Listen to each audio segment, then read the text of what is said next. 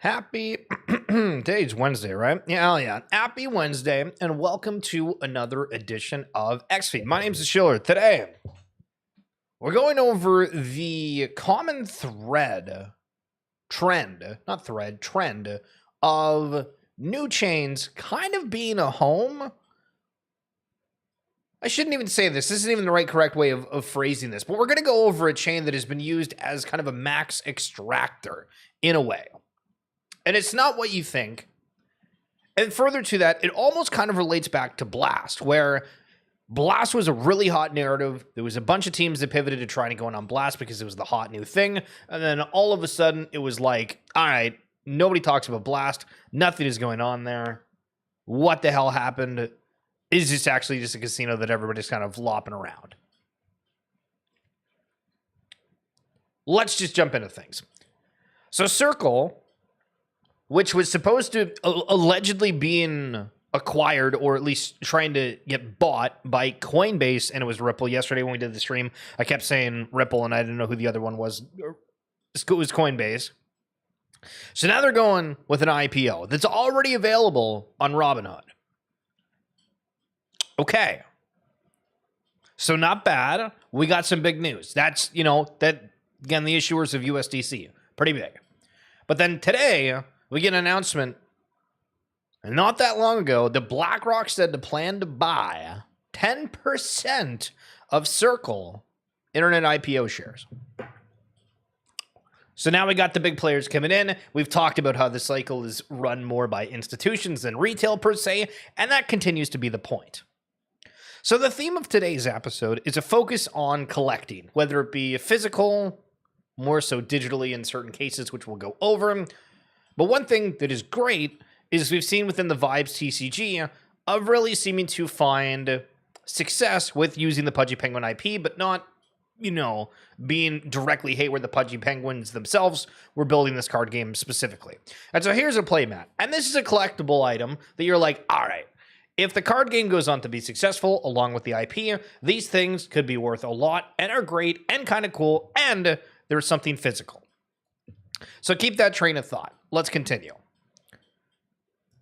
Steak and Shack. Sorry, this is an American restaurant. I don't have it in Canada. I've tried Shake Shack before when I went to New York City for NFT NYC.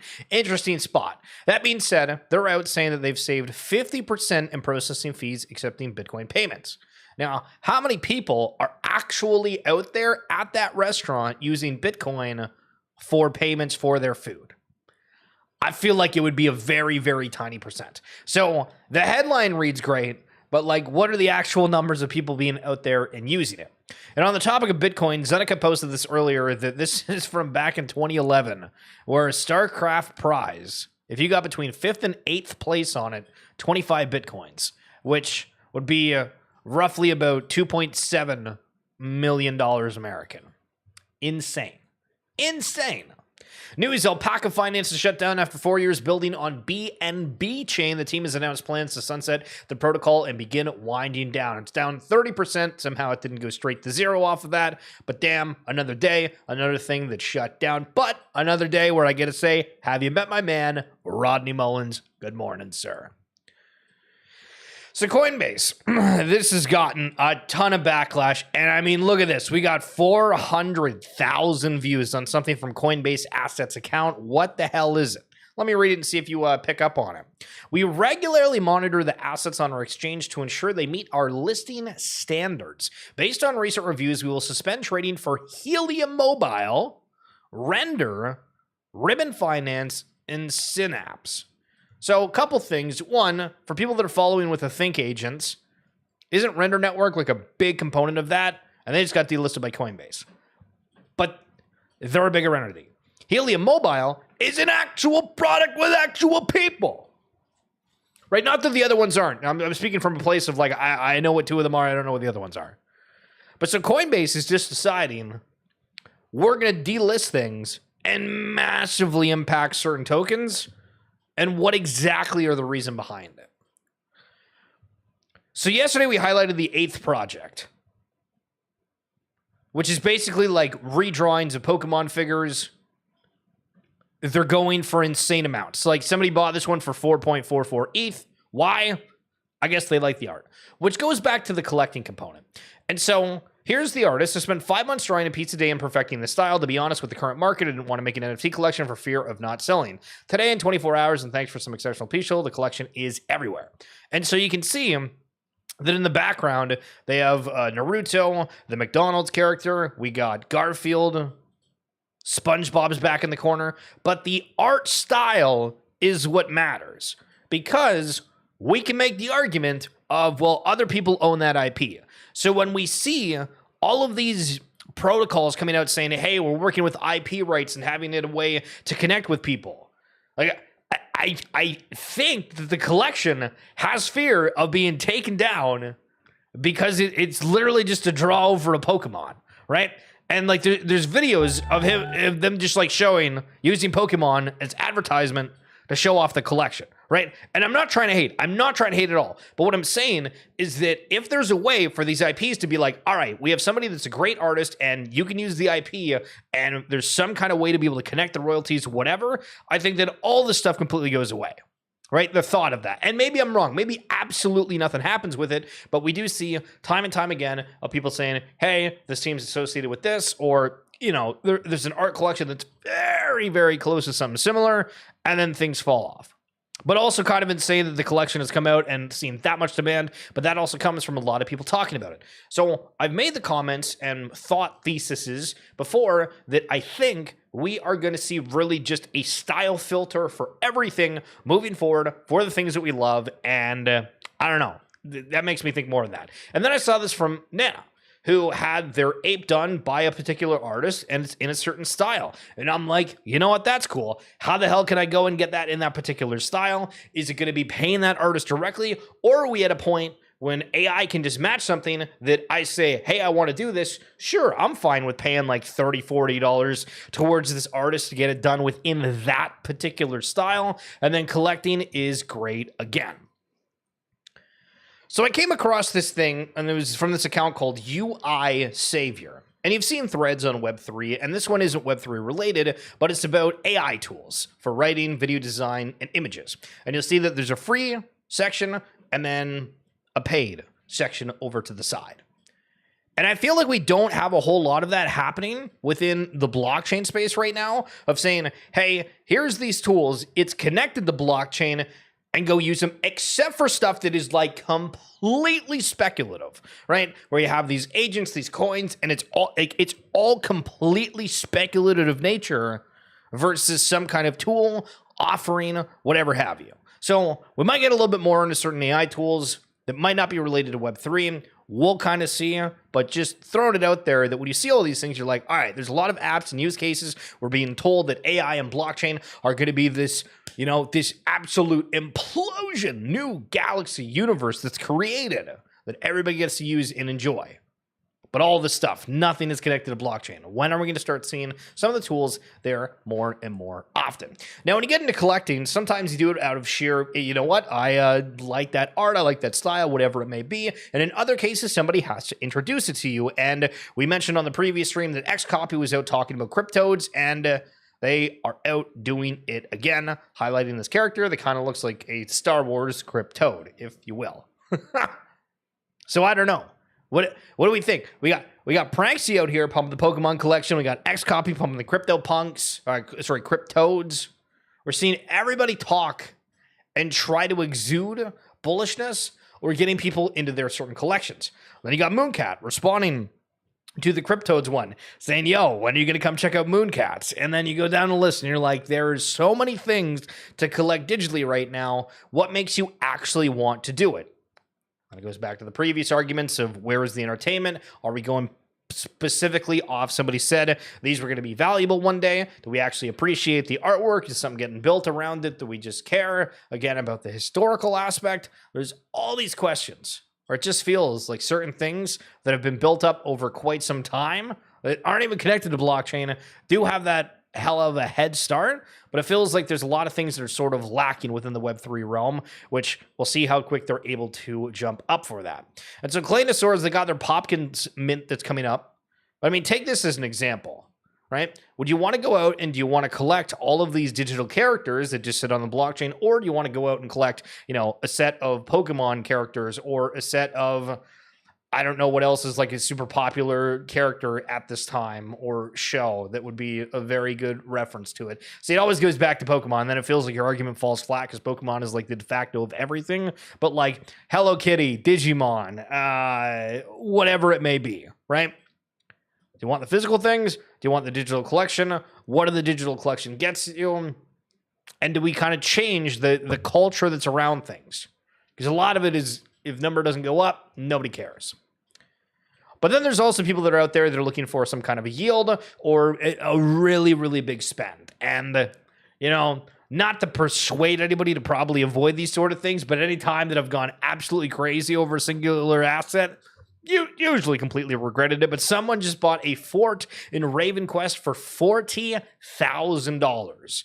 So I haven't played Raven Quest, but does this castle give a yield? Does it give something cool? Is this something where like a guild can end up using that? Where, do you remember early days of Web3? That was the talk of everybody starting a guild, being associated with that. And then like almost no games came out with actually being able to integrate a guild. And it was just, I don't know. It was one of those feel bad moments. GameStop just announced they purchased 4,710 Bitcoin. This is going to send the retail traders into a frenzy. I mean, maybe for the GME stock, I don't really foresee that as like, oh yeah, all the people that are buying the GME stock is going to be like, yeah, I'm going to go buy Bitcoin. But GME is also kind of a beast of its own thing. But we're continuing to see the reserves being mentioned out there. And that is the one that I wanted to bring up next, but I apparently didn't save it. Or actually, it was the most recent thing. So there was also Pakistan, I think, announced today that they were going to have a Bitcoin reserve. And there's a lot of stuff coming out because the Bitcoin conference is today as well. X is trying to sell me that I can reach this post for 100,000 more people, but that is not the intention of the day. In memory of when Hexagon avatars represented an NFT owner, so if you're ever on X, you might remember at one point there was a hexagon around certain people's profile. And that means that they were linked to a wallet and that it was like the real NFT. And it was one of the only ways to tell, hey, was actually the collection. But at the same time, people were like taking a fake NFT or like not the real collection, but just uploading it as an NFT and then it would look like it. So it was a whole bunch of scams and stuff. Anyway, point being, the lovely commentators on this platform will respond to absolutely anything you posted with this image with a laser crab saying silence hexagon. I remember those days. I hope you do too. What a time. Breaking, Realms of Illuria, a game that recently migrated to Ronin, just shut down. TLDR, they needed funding and the game is on maintenance until further notice. I just wish games didn't do this. Just shut down if you were truly struggling. Why do one last event? And this is where people just get completely screwed, right? Because we have all these assets, all these tokens, all these things where everybody's super hyped up around like under the initial launch, and then everything falls flat. And this is where, I don't think, it's weird to say, I don't think that there's a problem that there's a quiet period after launching or doing something necessarily, because we've just seen it. Like almost never have you seen a collection sellout, whatever, and then immediately there is like a follow-up and a roadmap that's bang, bang, bang, bang, bang. It's, all right, we've gotten to this point working for free. Now we've gotten paid, and now we work on the rest of it, and we kind of see how things go. But it's about the expectations that were set, like it was set for what was going on. And I feel everyone totally screws that up. There's too much hyperbolic talk. There's not enough just straight up talking as it is. When things go bad, I cannot preface this enough. People will be fine if things go bad. But you have to be honest. You have to be transparent. If things are wishy-washy and you just kind of throw it out there and everybody's like, I don't know, this, there's something in the water here. And they can tell that it puts everybody on edge. The trust is gone. And you have like a group of people, right? All these communities, they have a group of people that are like, hey, I like whatever the hell you're doing. And then it is nothing. And then nothing, right? Except if things are still happening and you're like, yo, we just need a little bit more time. You got to be real with it.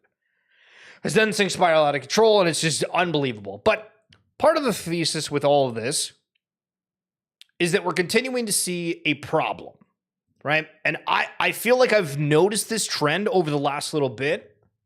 Maybe we'll call it like 2 months when we're doing news, because it's these games that are shutting down across different chains. But some of the stuff, like a lot of it seems like it's going over to Ronin Network. Like there's a lot of people that are pivoting over to Ronin because they have the user base. They're saying, hey, we're the gaming chain. Obviously, IMX is out there, but it feels like IMX has got like this kind of odd shadow over it that's like, okay, you got like a bajillion games, but like where are all the gamers talking about it? Ronin feels like, okay, it's got like an actual network of gamers. Like it really, really does, from somebody that's not using the network at all, right? But anyway, while Open Ronin has been great for some things like community projects that are starting to pop up, it's a shame to see our community getting farmed by teams who are migrating here for some extra liquidity, dumping the Ronin they get, and then closing up shop. And this is the same thing that happened with Blast, right? Oh, the Blast Gold, all these other points, can help them out. And maybe we can go down the list of all these different chains. And you could become a millionaire if you figure out how to like vet certain teams or figure things out. And this also comes back to the idea of like, all right, well, what happens with like AI that gets really good? You don't really have to worry about the AI being like, you know what? Never mind. We're just going to take the money and run.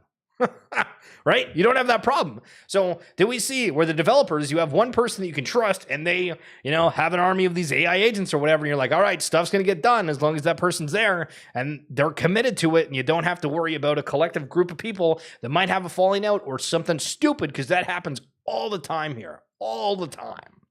And Palace, that's what I want to leave you with, because I totally agree. I hate reading AI reply bots so much. This next chapter of the internet is going to be exceptionally draining. Now, I've used different social media sites, right? Instagram, Facebook, X, whatever. Used them all. Telegram. Facebook hasn't been destroyed within the comment section yet. But X has been completely taken over, and it's been an awful experience. Sometimes I care more about like what the replies are, or am more curious about what people have a take on something versus the actual post. And when you read it, and all of the time it's some kind of AI garbage, whatever. I mean, sometimes it's useful if there's like a certain scene and you have to like explain it. But every post now that I see is somebody replying, Grok explain this, or it's some bot that's responding, and it's draining. It's like, you know what? I used to enjoy reading this, and now I simply don't. So do we bring back the paperback book? Does that become the next wave? does physical music instead of digital? I mean, that's probably not going to be the case, because everybody just wants to listen to music. But seriously, for reading, I think this is going to be a huge, huge issue, and it's good phrasing here from Palace on that regard. But Rodney Mullins and anybody else that's out here watching, thank you so much for coming on through. That's going to be it for this edition of XFeed. Again, if you do want to have a little bit of a different take on things, we do the RWA segments podcast. We have Svi and Travis John, which were the previous week's guests. Check out the link in the description below, or if you happen to be following me on X, you can check it out in my bio there. Peace to you too, Mr. Rodney Mullins. But yeah, I'm trying to think of something interesting to end with, and that's not going to happen, so we're just going to say goodbye. Enjoy the rest of your day. See you tomorrow. Peace.